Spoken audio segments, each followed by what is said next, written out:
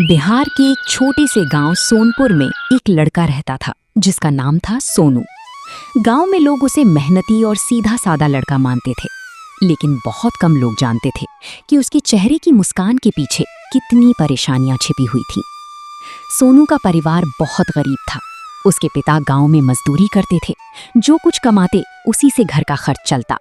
माँ घर संभालती थी और छोटी बहन सना स्कूल जाती थी। एक समय ऐसा था जब उनका परिवार भले अमीर नहीं था, लेकिन खुश जरूर था। लेकिन एक दिन सब कुछ बदल गया। बरसात का मौसम था। सोनू के पिता काम से लौट रही थे। रास्ते में उनकी तबीयत अचानक बिगड़ गई।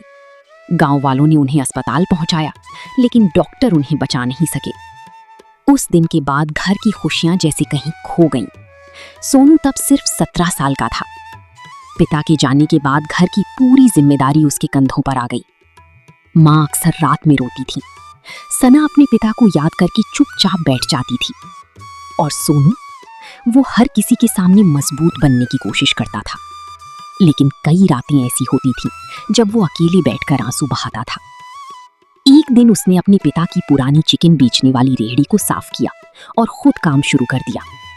सुबह 4 बजे उठना, मार्केट जाना, सामान लाना और फिर पूरे दिन गांव में घूमकर चिकन बेचना, यही उसकी जिंदगी बन गई। लेकिन मेहनत के बावजूद कमाई बहुत कम होती थी। कई बार ऐसा होता कि शाम तक आधा चिकन भी नहीं बिकता था। फिर उसे नुकसान में ही घर लौटना पड़ता। एक शाम जब वो घर पहुंचा तो माँ खांस रही थी। अम्मी डॉक्टर के पास चली जाती।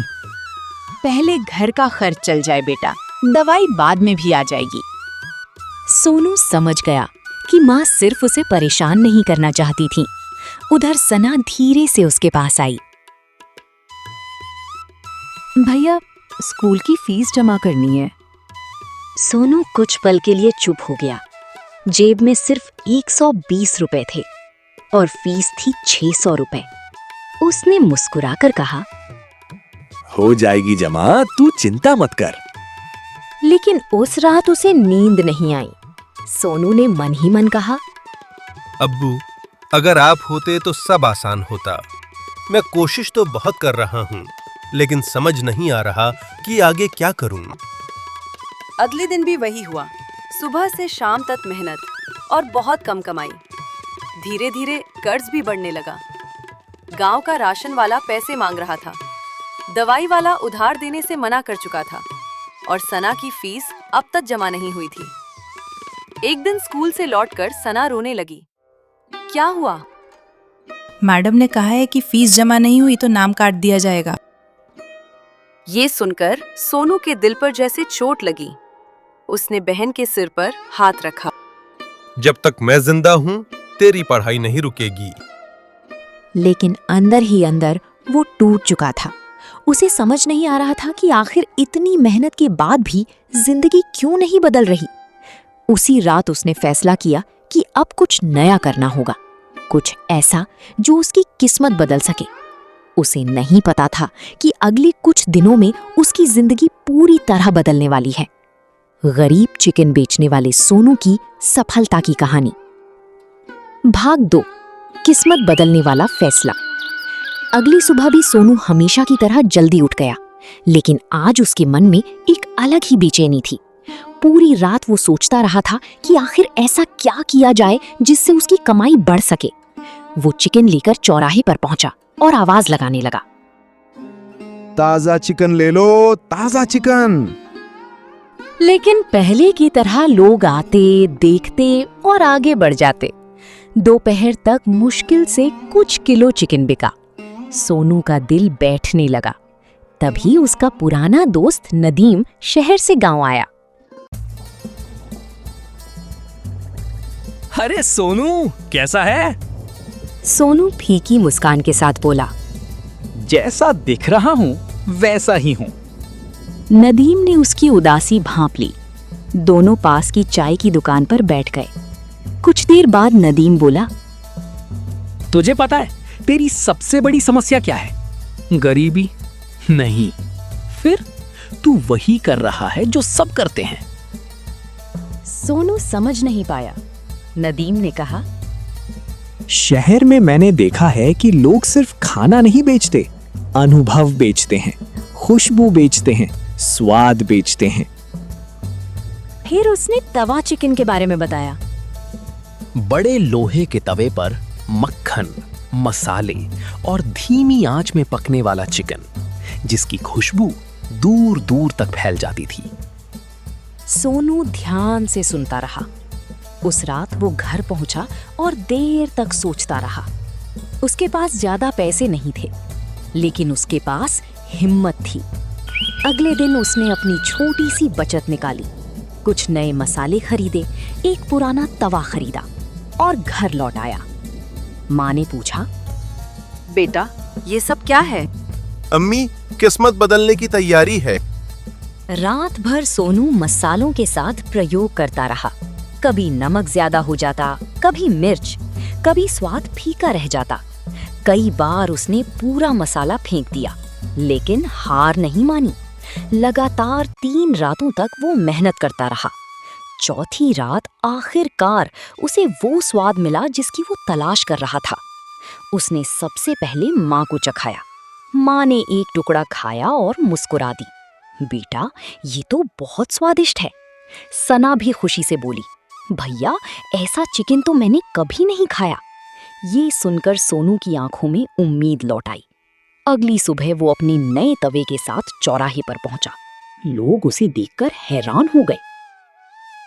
आज ये क्या नया शुरू कर दिया? लगता है शहर से सीख कर आया है। कुछ लोग हंसने लगे। एक आदमी बोला, गांव में ये सब नहीं चलेगा। दूसरा बोला, 2 दिन में बंद हो जाएगा। सोनू ने किसी की बात का जवाब नहीं दिया। उसने तवे पर मक्खन डाला, फिर मसाले, फिर चिकन। कुछ ही मिनटों में खुशबू फैलने लगी। लेकिन समस्या ये थी कि लोग सिर्फ देख रहे थे, कोई खरीद नहीं रहा था। पूरा दिन गुजर गया, सिर्फ 3 प्लेट बिकी। शाम को वो निराश होकर घर लौटा। उसकी जेब में बहुत कम पैसे थे। माँ ने पूछा, कैसा रहा पहला दिन? सोनू कुछ सेकंड चुप रहा, फिर बोला, अच्छा नहीं, आज सिर्फ 3 प्लेट चिकन बिरयानी बिका। इतना कहकर वो वहां से चला जाता है। उस रात वो बहुत उदास था। उसे लगा शायद गांव वालों ने सही कहा था, शायद ये आइडिया गलत था, शायद उसे वापस पुराने तरीके से ही चिकन बेचना चाहिए। लेकिन तभी माँ उसके पास बैठ गई। बेटा, जब तू चलना सीख रहा था तब कितनी बार गिरा था? बहुत बार माँ। फिर चलना क्यों नहीं छोड़ा? सोनू चुप रहा। माँ बोली, जो लोग पहली हार से डर जाते हैं वे कभी जीत नहीं पाते। ये बात सोनू के दिल में उतर गई। अगले दिन वो फिर चौराहे पर पहुंचा, फिर वही तवा लगाया, फिर वही मेहनत। लेकिन इस बार कुछ अलग हुआ। एक बुजुर्ग किसान वहां से गुजर रहे थे। खुशबू ने उन्हें रोक लिया। बेटा, एक प्लेट देना। सोनू ने जल्दी से प्लेट तैयार की। किसान ने पहला निवाला खाया, फिर दूसरा, फिर तीसरा। अचानक उनके चेहरे पर मुस्कान आ गई। अरे वाह, ये तो कमाल का स्वाद है। उन्होंने वही खड़े लोगों से कहा, तुम लोग क्या सोच रहे हो? एक बार खाकर देखो। बस यहीं से सोनू की जिंदगी का सबसे बड़ा मोड़ शुरू होने वाला था। जिस चौराहे पर लोग उसे नजरअंदाज करते थे, अब वहीं उसके तवे के सामने धीरे धीरे भीड़ जमा होने लगी। जिस बुजुर्ग किसान ने सोनू का तवा चिकन खाया था, उसने पूरे गांव में उसकी तारीफ कर दी। अगले दिन जब सोनू चौराहे पर पहुंचा तो उसने देखा कि कुछ लोग पहले से ही उसका इंतजार कर रहे थे। भाई, वही तवा चिकन देना। मेरे लिए थोड़ा कम मसाले वाला बनाना और मेरे लिए मक्खन ज्यादा डालना। सोनू के चेहरे पर कई दिनों बाद सच्ची मुस्कान आई। वह तेजी से काम करने लगा। तवे पर मक्खन पड़ते ही खुशबू चारों तरफ फैल जाती। लोग दूर से ही उसकी दुकान की ओर खिंचे चले आते। कुछ ही दिनों में हालात बदलने लगे। पहले जहां शाम तक उसका सामान बच जाता था, अब दोपहर से पहले ही सब बिक जाता था। उसकी कमाई बढ़ने लगी। सबसे पहले उसने माँ की दवाई खरीदी। फिर सना की स्कूल फीस जमा की। जब सना को पता चला तो उसकी आंखों में खुशी के आंसू आ गए। भैया, अब मेरा नाम स्कूल से नहीं कटेगा ना? सोनू ने मुस्कुराकर कहा। जब तक मैं हूँ तेरी पढ़ाई कभी नहीं रुकेगी। धीरे धीरे गांव के बाहर के लोग भी आने लगे। कोई साइकिल से आता, कोई मोटरसाइकिल से। कुछ लोग तो सिर्फ उसकी चर्चा सुनकर दूसरे गांवों से पैदल भी पहुंच जाते। अब सोनू सुबह से रात तक लगातार काम करता था, लेकिन सफलता के साथ साथ कुछ लोगों के दिलों में जलन भी पैदा होने लगी। गांव में एक पुरानी होटल जैसी दुकान थी जिसका मालिक था रघुवीर। वो कई सालों से चौराहे पर खाना बेच रहा था, लेकिन अब उसके ग्राहक कम होने लगे थे। एक दिन उसने अपने नौकर से पूछा, आज इतने कम लोग क्यों आए हैं? नौकर बोला, सब सोनू के तवा चिकन की तरफ जा रहे हैं मालिक। एक लड़का आया और मेरी सालों की कमाई खराब कर दी। उस दिन से वो सोनू को अपना दुश्मन मानने लगा। उधर सोनू को इन बातों की कोई खबर नहीं थी। वो सिर्फ अपने काम में लगा रहता। एक शाम जब वो घर लौट रहा था तो उसने रास्ते में कुछ बच्चों को बात करते सुना। बड़े होकर मैं भी सोनू भैया जैसा बनूंगा। ये सुनकर उसकी आंखें भर आईं। उसे पहली बार महसूस हुआ कि लोग अब उसे सम्मान देने लगे हैं। लेकिन जिंदगी हमेशा आसान नहीं रहती। एक रात गांव में बहुत तेज आंधी और बारिश आई।